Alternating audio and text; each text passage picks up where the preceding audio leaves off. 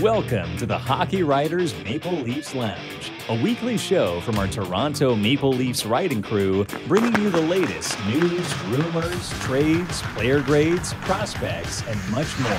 From training camp to the playoffs, from draft day to the trade deadline, our team covers everything that happens with the blue and white. Come on in and pull up a chair. Welcome to the Maple Leafs Lounge. Hello and welcome back to the Maple Leafs Lounge. I am your host, Peter Baracchini, and we've got a special playoff preview / primer, whatever you want to call it, on this episode because the playoffs are in full effect right now. Games are already being played. And obviously, you know, with the Maple Leafs kicking off their series against the Tampa Bay Lightning, why not talk about the playoffs? I mean, it only makes sense. I am joined by my colleague over at the Hockey Writers. He's the guy behind the scenes with these videos. He's a Vancouver Canucks writer, Matthew Zator. He is joining us to be a Maple Leafs fan for another week. Matt, I know it's hard for you to do this, but thanks again for joining on. How are you doing? Doing good. I've said in the past, the Maple Leafs, as much as Canucks fans don't like the Maple Leafs, I'm not of that. I don't have the same hate. So that's good to hear. That's good to hear because a lot of people are just not picking Toronto just because of spite. And that's all that matters to me. Before we get into the show, I just want to send a big, warm wishes to Shane Sini. He's recovering from reconstructive jaw surgery. So Shane, if you're watching and tuning in, wishing you the best, buddy, and hope you make a speedy recovery and that all is well. To kick off this episode, we're going to get into our first topic right now. Obviously, you know, the Maple Leafs have been favorites the last 2 to 3 seasons in the playoffs going up against their opponent. I mean, it was especially they were the favorites going up against the Montreal Canadiens. We all know what happened. Favorites last year, we all know what happened. Obviously, it's the same thing right now where the Maple Leafs are, you know, they're the betting favorite. They're the better team on paper against the Tampa Bay Lightning. Matt, do you agree with that assessment? And if so, what stands out with this team that makes them the odds-on favorite to hopefully beat a potential dynasty, not a potential, but already a modern-day dynasty in this league? Well, I think I've said in the past in this show before, I think the Maple Leafs have a bit more depth than they used to. I mean, I think the Tampa Bay Lightning, also there's other factors involved. Like the Lightning have played so much hockey over the last 3 seasons that it's just, it's bound to catch up with them at some point. It has, you know, just from the regular season, it seems to have caught up to them already. And they've tried to keep Vasilevsky's workload a little less, you know, to see so that he's not as tired coming into the playoffs. We'll see if that helps at all with them. But, you know, overall, that team has just played so much hockey over the last 3 years that it's just bound to catch up. And the Maple Leafs have a lot of depth, both at forward and on defense. Not saying the Tampa Bay Lightning don't. I mean, that's how they've won cups in the past. It's how they've gotten to 3 Stanley Cup finals. Their depth players step up. Obviously, their stars do as well. But I think... And last season, I mean, the Maple Leafs can hang their hat on this. I mean, they outplayed the Lightning for most of that series. It's just they can't get to Game 7, and it can't happen this year either because it just seems like Vasilevsky has that ungodly ability to just turn it on and become an elite goaltender. Not saying he isn't, but he becomes that guy that just makes the saves when he needs to, and all of a sudden you're looking at a Game 7 loss, and that's just. It just seems like that's what he's able to do. So if the Maple Leafs are going to win this series, they can't get to 7. It's got to end in 5 or 6 or a sweep. Or I don't think they're winning this unless Vasilevsky, that luck runs out. But we'll see.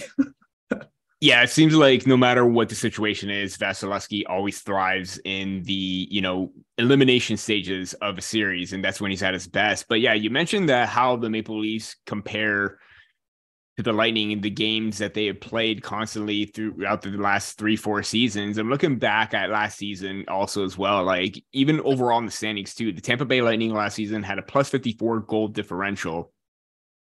This season right now, they're at +29. So that's a significant drop from where they were. Obviously, with being a dynasty and, with the salary cap still in place, you're going to have to go through a roster of changes. They already lost Andre Palat. They lost Ryan McDonough. They have a couple of names that's inexperienced in the lineup, especially on defense too, where maybe the Maple Leafs have more of that advantage in terms of their personnel that can push them ahead and make them that favorite. But, obviously, like you said, the Maple Leafs need to get it done when it matters most in 5-6, because if it goes to 7, you are playing with fire, because we all know how well the Maple Leafs play in Game 7.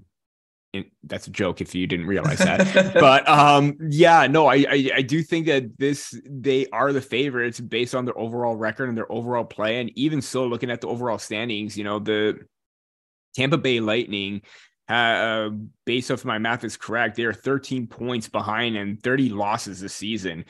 I can't remember the last time the Tampa Bay Lightning have had 30 losses in a season, although the Atlantic Division, if you're in the top 3 seed, you're pulling away with that spot no matter what. But yeah, I do think that maybe time is not necessarily running out, but they're at that stage of their, dynasty with their core players where maybe they're trying to fill in the holes as best as possible. And I'm not saying they're going to be like the Washington Capitals or the Pittsburgh Penguins, but we're seeing what's happening right now where the decline does start to happen. But that's probably years down from now. The Maple Leafs need to focus on the present, and that's their mindset going in right now, which is great. And I think that's going to bode well for them, which makes them that favorite because they mean business right now. And if it doesn't, then a lot of changes are going to happen in the offseason. Moving on to our next topic, obviously we were talking about, why they're the favorite, but looking at the roster from last season, it's been a massive overhaul. Obviously you lose Ilya Mikheyev. Jack Campbell's not in the picture anymore. There are significant changes to the lineup. They brought in Calle Jarnkrok and Zach Aston-Reese as free agent signings. They made these massive deadline deals, bringing in Ryan O'Reilly, Noel Chari, Sam Lafferty, Jake McCabe, Luke Shen. There you go, Matt. Canucks. They made all these changes to better the roster to make them competitive for teams like Tampa Bay and Boston. What makes them better this time around with these acquisitions? And compare the last season, is this enough to get them past the first round and maybe for something potentially longer of, a run in the playoffs?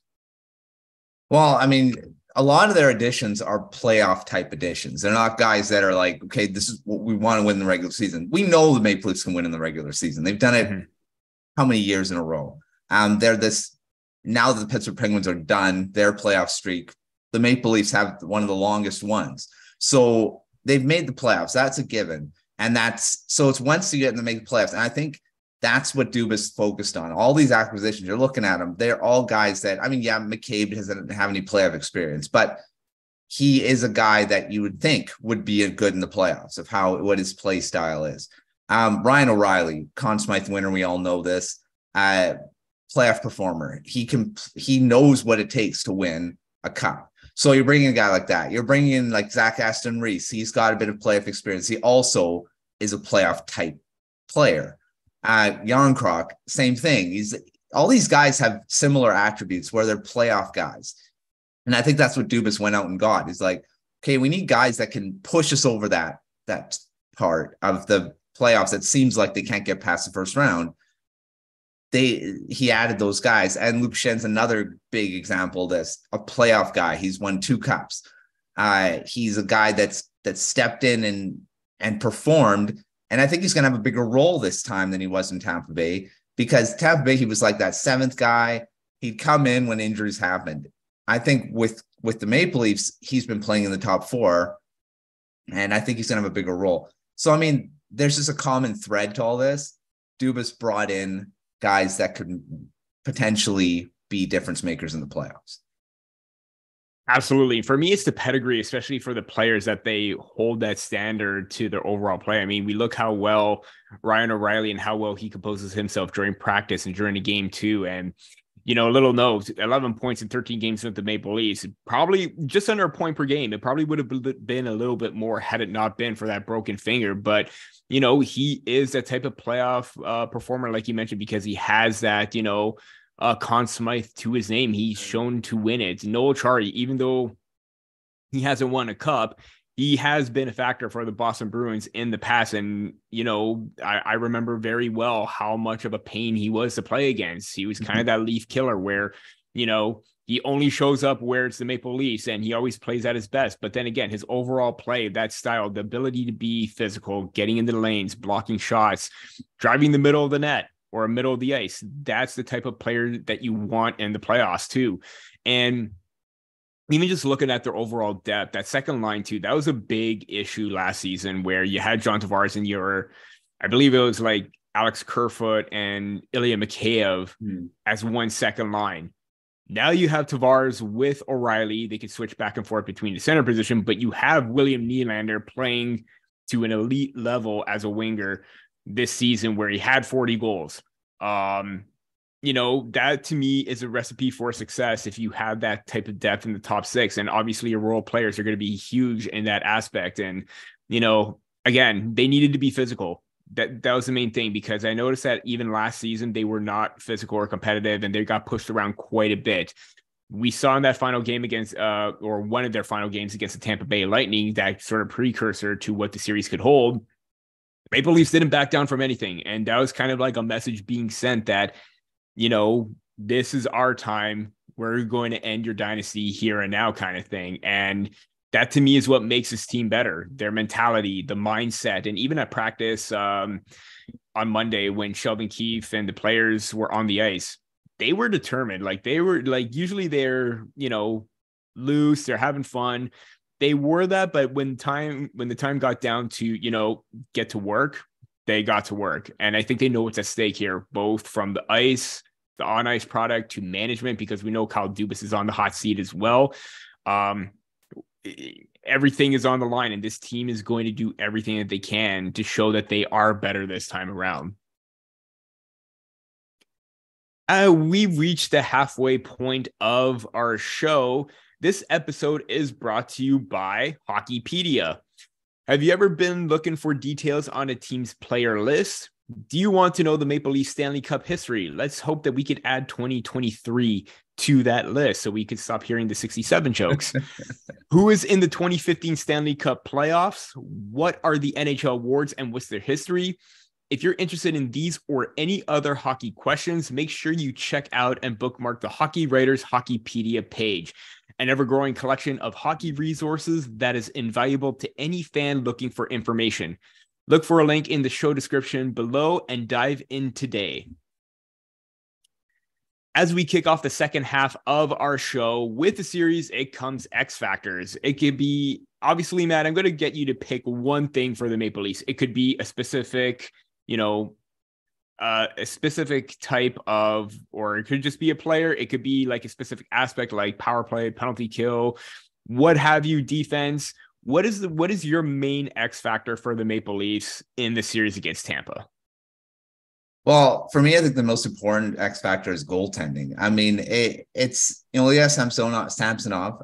He's healthy, he's ready to go, right? And he's going to start game one. So he's got to be probably their best player in this series. And I know Vasilevsky is going to bring his game. He's going to bring his A game. We all know how good he can play in the playoffs. He's won 2 cups. He's brought them to Stanley Cup finals. Seems like he's still the same goaltender. And this season, he's still looked really good.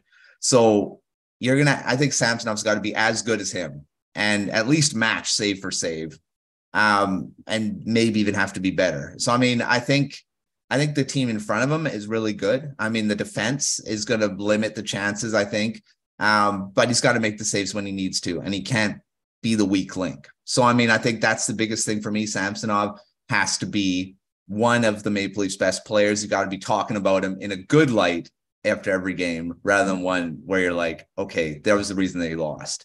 So, I mean, I'm going to say the goaltending for sure. Definitely important factor. And we even talked about last season how Jack Campbell needed to outduel Vasilevsky, and the Maple Leafs got to Vasilevsky pretty well, if you ask me, considering the fact that his save percentage wasn't that great in that series alone, and there was a lot going for them. But this time around, they may have found some stability. Ilya Samsonov does have a better save percentage at 5-on-5. He does have a better goals against average than Vasilevsky. And even more so, he holds the best high danger save percentage in the league with goaltenders playing over 1,000 minutes at 901. That was a big reason for the Maple Leafs fall kind of thing last season, because their player saves from their goaltender to try and get one in that high danger area, the slot area, was important. And knowing that you have Ilya Samsonov providing some more stability there, that is important. I agree with that. But for me, I'm going to stick with goaltending. And I said this on the preview show for the Leafs and Lightning. I wrote about, 3 burning questions is, can they finally exploit Andre Vasilevsky? And, there was some numbers there where Adam Herman from Bleacher Report said that in one game against New York Rangers, 4 goals were on his blocker side. Mike McKenna said at one point during the playoffs last season, his blocker side was at an 801 save percentage. So if the Maple Leafs are able to exploit that this time around again with Vasilevsky, I think it's going to be huge, because there was, David Kamp's breakaway goal last season. Where'd it go? Vasilevsky's blocker side. What happened in that final meeting between the Leafs and Lightning? Shen scored a goal way out. Where did it go? Blocker side. Yarncroke got the puck up. It was a little bit more of a tricky angle in tight on the goaltender, but it was over his blocker side. Again, that could probably go either way in terms of a save, but there is a playbook on Vasilevsky. And I think maybe if they try to get him moving laterally and try to free up Austin Matthews for that one-timer, not the one-timer, but they try to free him up and get that puck moving so he can release that shot on his strong side, go blocker side. I think that's going to be huge. Anytime you could try and get that puck on the blocker side on Vasilevsky, huge, if not anything. And not only that, I do think that his play overall just this season hasn't been where it needed to be. And I think that's where you mentioned the fatigue kind of setting in, hopefully. But then again, Vasilevsky can just turn on the jets at any point. But that is my main takeaway, considering the fact that those numbers are pretty glaring. And, if you find that playbook, use it to your advantage. No doubt about that. Moving on to one of our final topics. Last season, Matt, there was a lot of criticism regarding to the Maple Leafs core 4 top players that they haven't quite shined in the playoffs. Obviously, last season was a bit of a different story. Matthews had 4 goals and 9 points, Mitch Marner 8, Nylander had 7, Morgan Rielly and Tavares had 6. Obviously, your star players were your top 5 in scoring. Obviously, it's game 7 that they need to show up and show a little bit more consistency. But considering those numbers that I read off and how they were leading the team in scoring, can the top core players of this team get it done once again, considering how dangerous Tampa Bay can be and how well they have shown to play in the past? Well, I mean, I don't think Maple Leafs fans should worry about that core 4. I think they're going to score and they're going to get points, because I mean, last playoffs, like you said, they stepped up. I don't think they were the problem. Although, like you said, game 7, there needs to be more. So, I mean, I think in those types of games, they may need to come to play a bit harder and actually be difference makers, because I mean, ultimately that's when it matters. I mean, you can score as much as you want in the first 6 or whatever it is, and you get to a deciding game, your big players have to step up and score the goals. I mean, sometimes you've got the lower guys, the depth guys that make the difference too. But I think those guys are the ones you look to get those goals and those and the key moments. So I think I'm really not worried about those guys. I think it's going to be the depth that's going to win this series in the end. But I mean, ultimately, I think they're just going to be fine. I think you're going to see Matthew scoring. You're going to see Mitch Marner scoring, Nylander and that. But one guy I'm really interested to see is Morgan Rielly, because he didn't have very good of a regular season. I think he's got to step up in the playoffs, because if he's a difference maker on the back end, he's arguably their best defenseman. I mean, I don't know if it's arguably, he is their best defenseman. So, I mean, if he steps up and gets points, that's just going to help, and not just getting points, but playing better defensively as well. So I'm looking to him more than the rest of the guys, because I think all the other guys just had great seasons. And I think they're just going to continue that. Riley, I think, has a little bit more pressure on him to perform because of how his season went. And it's interesting that you brought up Riley too, because he did have 3 goals in that playoffs against the Lightning, scoring some 3 really key goals. And the main thing that, kind of angers Maple Leafs fans is that he passes up opportunities to shoot, or whenever he shoots, it gets blocked, or there's a, deflected front. Like, he's a little bit too passive and patient when it comes to decisions in regards to shooting. And if he's able to try and find more of that shooting mindset, it started to come back later on in the season. But when you're the top paid defenseman, when you're the top offensive producer, you need to get more shots on net, especially get the point shot through, because even if it's not a great, even if you're not going for a goal, if you're able to get that rebound for a second or third opportunity, that is critical. Get the pucks on net, because he has shown to have good power and good accuracy. It's just at times it's not consistent enough. Mm-hmm. I do agree with that. And in regards to the core 4, or the main core, I don't know if you want to throw in Ryan O'Reilly in there because he's in that top 6 as well. But I do think that this team is up for the challenge when it matters most, because we saw them be determined in those dying minutes when they were down 2-1 and still trying to fight back.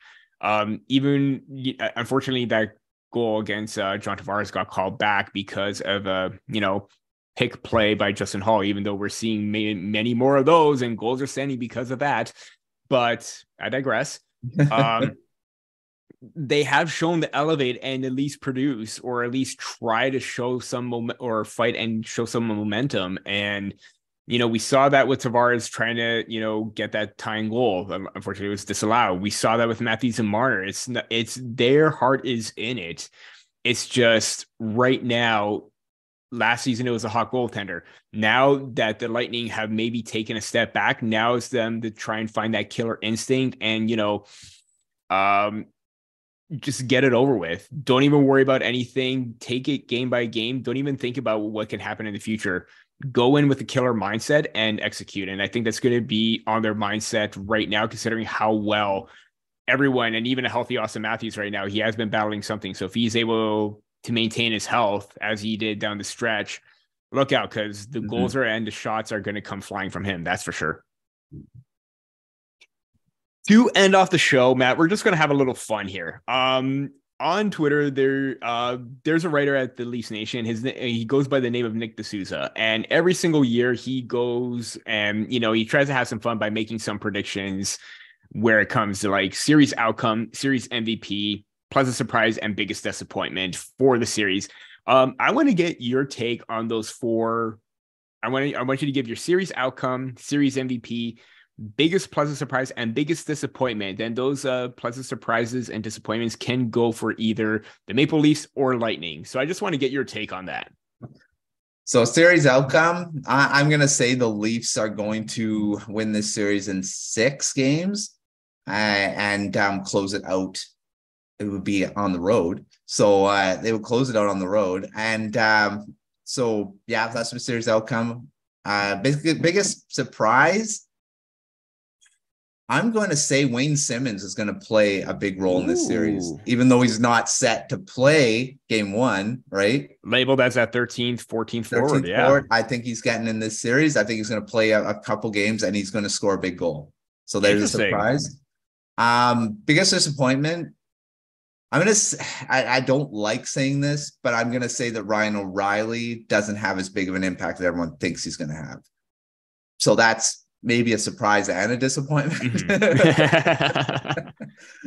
I hope that's not true, because I think he needs to be a massive difference maker in this series, but I think he's not going to have as big of an impact as everyone's kind of thinking he will right now, at least in this series. Maybe later on, not so much, but what was the other one? Series MVP. Series MVP.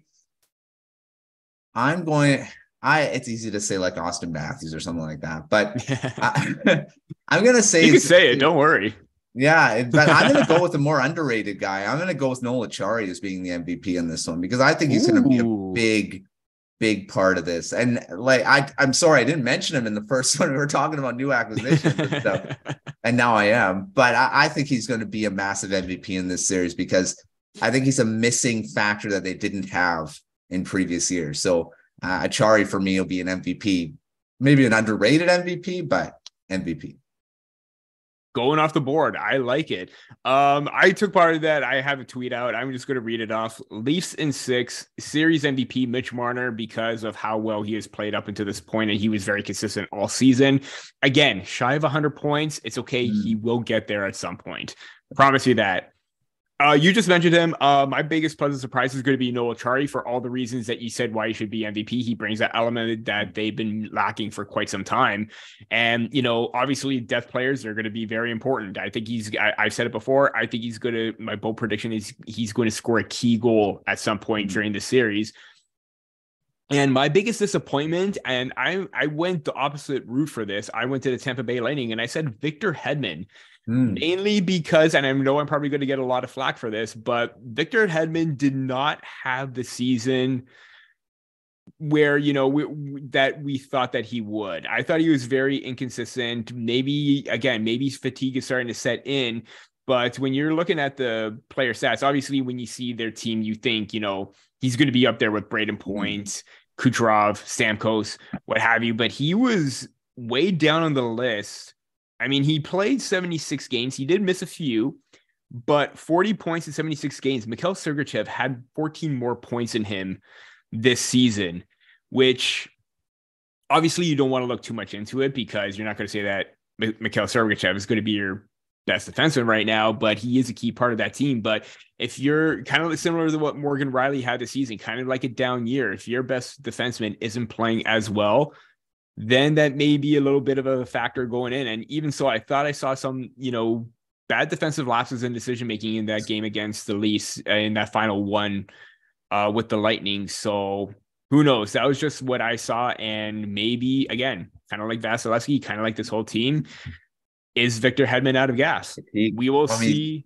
He plays 30 plus minutes a night, right? Exactly. That would definitely do it. I mean, when I was playing hockey, maybe not anymore, but yeah, I mean, when I was still playing, I was getting winded after the first 2-3 shifts. So what does that tell you? But yeah, no, playing big minutes for the last 3 years definitely can have that toll and impact on you.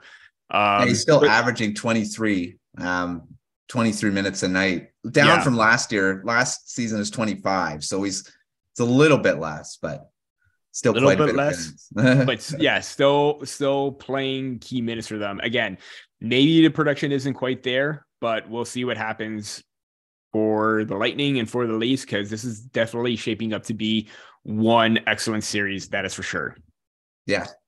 Well, looking at Hedman just finishing off, it's you're saying about down year. He had 85 points last season. Going down to 49 it's a pretty big deal. Significant drop. And again, what's standing out to me is the amount of games played too, 76. Obviously, again, missed some game time, but not enough where it was like, in double digits, where it's like, 15, 20, where he's out for a long-term injury. But again, is he playing through something? We don't know as well. That could be a big factor too. But again, we will see. These are all just hypotheticals and predictions, and it's just always fun to have in this rapid fire segment. Yeah. And that about does it for this episode of the Maple Leafs Lounge. Once again, thank you for tuning in.